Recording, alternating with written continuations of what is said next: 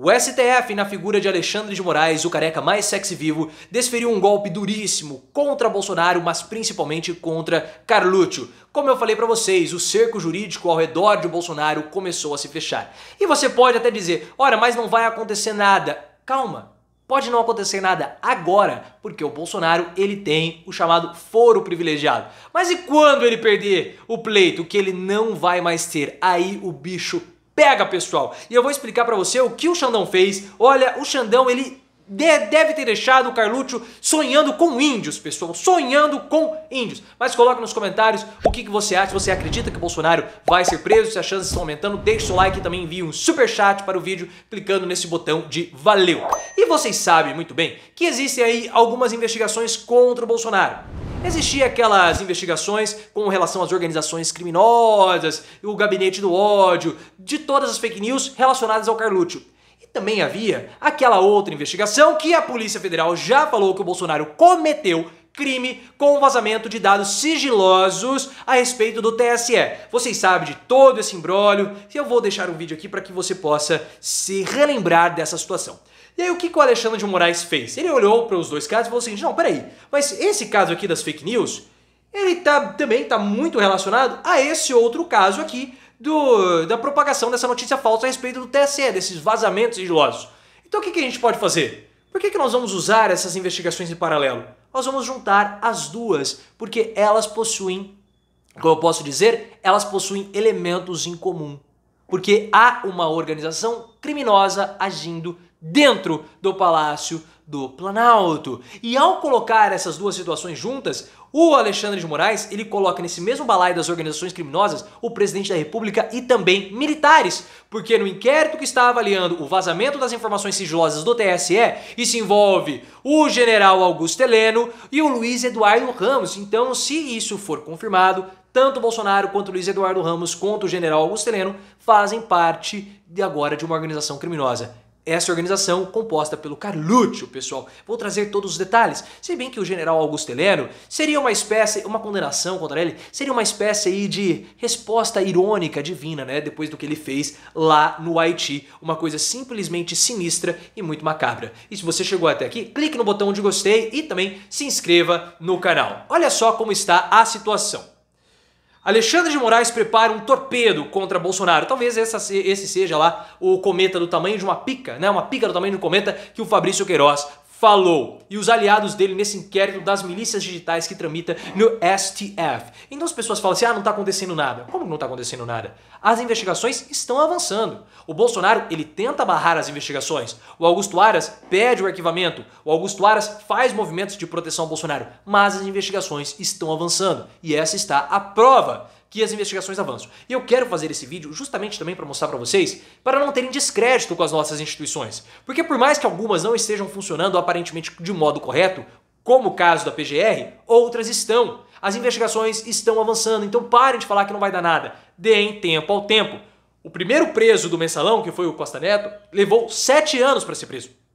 Então tenham calma. Tratada como organização criminosa complexa por Xandão, a milícia bolsonarista, segundo investigadores ouvidos pelo Radar da Veja, foi dividida em 4 núcleos, sendo 3 ligados a Carluccio. 3 ligados ao Carluccio. Vem comigo, vem comigo. Ó, a Carlos Bolsonaro são ligados os núcleos político, de produção de conteúdo, né? E de publicação. Então vamos produzir o conteúdo e disparar. E aí tem todo o caso dos robôs e as fake news que foram, que são disparadas pelo Bolsonaro, pelo gabinete do ódio, né?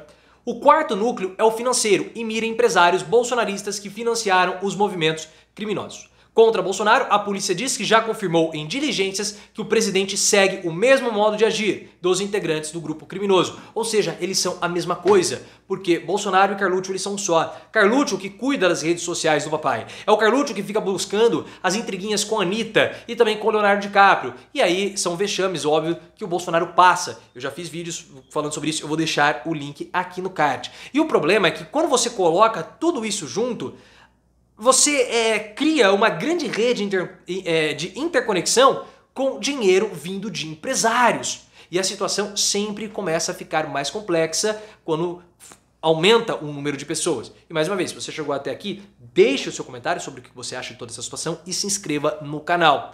Essa investigação das fake news, ela estava tendo uma certa pressão, pessoal, por parte de alguns ministros do STF pedindo o arquivamento. Olha, vamos arquivar, não tem mais nada para investigar, já foi tudo investigado, o STF não tem mais responsabilidade disso, vamos tocar para frente. E o que o Xandão fez? Não vou arquivar, eu não vou encerrar as investigações, porque agora nós estamos chegando próximo do dinheiro, ou seja, dos empresários que estão financiando tudo isso. Porque além do dinheiro público, que obviamente envolve todo esse disparo de notícias falsas, esse disparo de notícias que atacam as instituições republicanas, porque são assessores do Palácio do Planalto, há também dinheiro privado envolvido. Então perceba que não é simplesmente como a Anitta falou no passado, né, umas 4 meses, 2 atrás, que ela falou que o Bolsonaro ele percebeu, o jovem, colocou um estagiário. Não tem nada de estagiário nisso. Todos esses ataques que o Carluccio faz são ataques orquestrados, são ataques incentivados com dinheiro de empresários. Então tem muito dinheiro envolvido nisso tudo. E nós não podemos nos esquecer do caso do Alan dos Santos. Quem que está financiando o Alan dos Santos nos Estados Unidos? Porque ele perdeu todas as fontes de renda dele. O canal dele aqui na plataforma, ele reabriu, a plataforma fechou.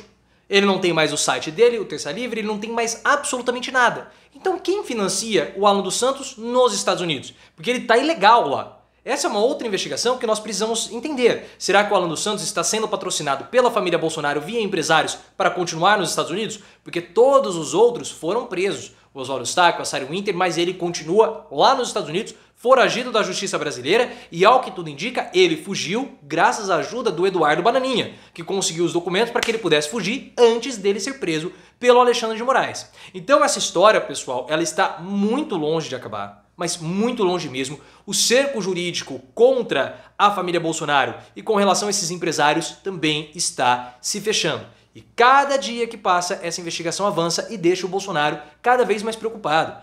A preocupação do Bolsonaro com relação à prisão é dele e também dos filhos. E é uma preocupação real, como ele já revelou anteriormente em declarações. Eu vou deixar o link também das declarações do vídeo que eu fiz aqui no card. E o Bolsonaro, ele teme a prisão justamente do Carluccio. E aquela história, como vocês bem sabem, é sempre bom frisar e relembrar, toda aquela história envolvendo o Dani Silveira e o perdão que o Bolsonaro concedeu ao Daniel Silveira, aquilo já era um plano programado para beneficiar o Eduardo Bolsonaro, mas principalmente o Carluccio. Essa foi uma informação trazida pelo jornal O Globo e eu também já fiz um vídeo, o link está aqui no card. Então perceba que há um medo real, para aquelas pessoas que acham que não vai acontecer nada, não. Há um medo real e o Bolsonaro ele mantém esse respaldo enquanto ele tiver o foro privilegiado. Mas quando ele não tiver mais esse foro privilegiado, pessoal, inclusive o UOL já fez uma reportagem hoje falando sobre isso. O Bolsonaro se protege enquanto ele tem o foro privilegiado. Todo mundo já percebeu que a batata do Bolsonaro assou.